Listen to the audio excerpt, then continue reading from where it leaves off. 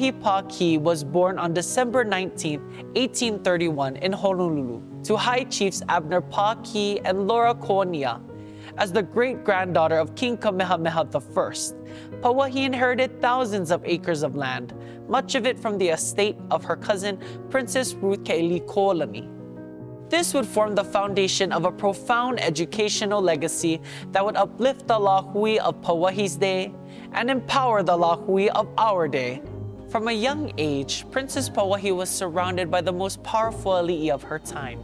With an eye towards diplomacy and relationship building, the independent Kingdom of Hawaiʻi became one of the most internationally engaged nations in the Pacific and throughout the world.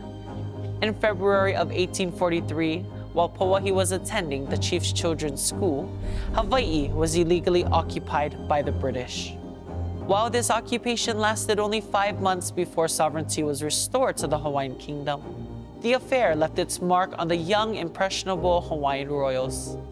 As an 11-year-old, Princess Pauahi wrote in her journal about the joy she felt in seeing the High Hawaii raised during the ceremony for La Hoʻihoʻiʻea on July 31st.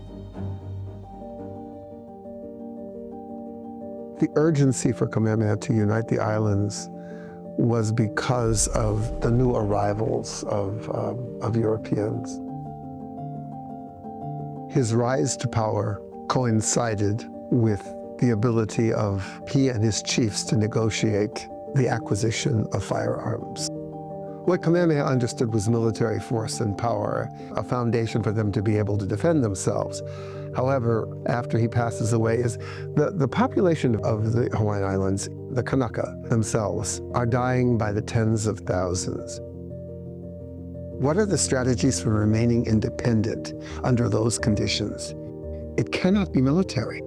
So what they do, it was the decision of our chiefs to set this nation on that path, to adopt those kinds of Western frameworks of civilized government that might protect them from other countries who will see them as similar, as civilized.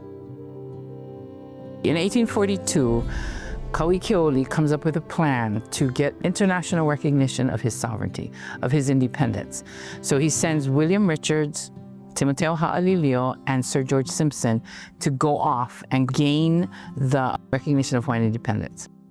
While they're on a ship on their way to London, this man, George Paulette, lands here in Hawaii, and he makes demands of the king. He essentially takes the kingdom. The king says, I cannot abide by what you want. So he's ceding his nation.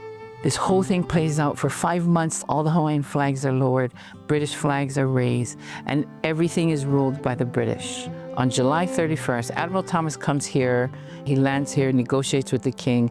They have a huge ceremony, La Hoʻihoʻia, at Kula, where the British flag is lowered, the Hawaiian flag is put back up.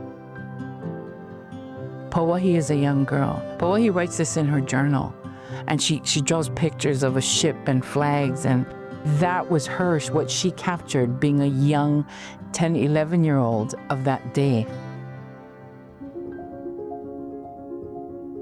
So when Pauahi views the restoration of our sovereignty, of our air, and that flag comes down and the Hawaiian flag is restored, what a moment that would be.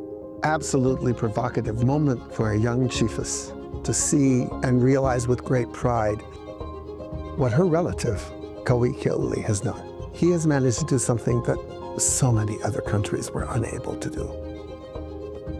At the time that Pauahi was born, missionaries were predicting that by the early part of the 20th century, there'd be no Hawaiians left.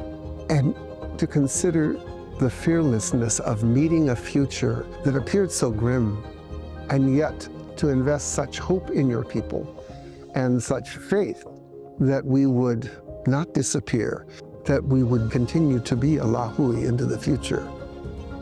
It's important for us to honor Pauahi because she does represent the best of us, not just for the gift of these lands. It's that she invested in our people's education. in the 1820s. The first primer is done with the missionaries together with the chiefs. And boom, literacy happens. The first school happens. All these things happen. Hawaii, within a decade, is one of the most literate nations in the world. Almost 95% literacy rate in Hawaii, where in the United States, it's like 35. Great Britain, it's even less. Because literacy was saved for the elite, for the higher makamaka, right? But here, our king said, Heau puni palapala ko'u, mine shall be a nation of literacy. And when he said that, he was already literate. So he meant it for his people. Between 1840 and the taking of our kingdom, Kalakaua is the first head of state to circumnavigate the world. And his visit to other countries was not just to project a kind of image of Hawaii, it was to learn about those countries. As a result of that, he inaugurated this Hawaiian Youths Abroad, this program that was just so ingenious. We didn't have a university here, so send them to other countries. And this is one of those things that really indicate just how far-seeing this country was in terms of that international world and the need to engage. Pauahi understood that education was the key to developing an informed Hawaiian citizenry that could navigate international politics, preserve self-governance as an independent nation, and act in the interests of the kingdom on a global stage. This was the era of Pauahi's time.